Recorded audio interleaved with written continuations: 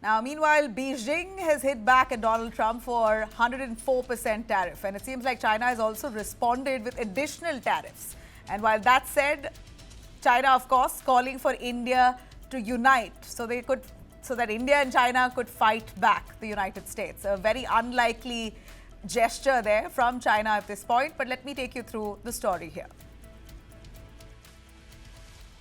China retaliated against US tariffs on Wednesday. Beijing announced it will impose 84% tariffs on US goods from Thursday, up from 34% previously announced. It's the latest aggressive move in a global trade war started by US President Donald Trump. US Treasury Secretary Scott Bessent called China's latest move unfortunate and a losing proposition for Beijing.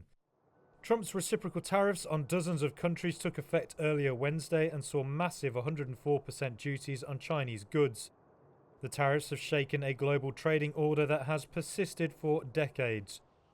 It's further raised fears of recession and wiped trillions of dollars off the market value of major firms.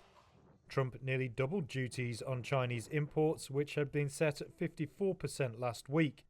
That was in response to previous counter-tariffs from Beijing. Earlier in the day, China called its trade surplus with the US an inevitability. And Beijing warned it had the determination and means to continue the fight if Trump kept hitting Chinese goods. China also told the World Trade Organization Wednesday US tariffs threaten to further destabilize global trade.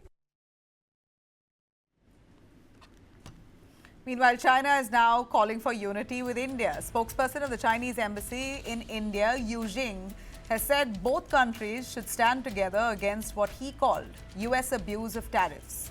Chinese embassy further says, and I quote, "Facing the US abuse of tariffs, which deprives especially global south countries of their right to development, the two largest developing countries should now stand together to overcome difficulties."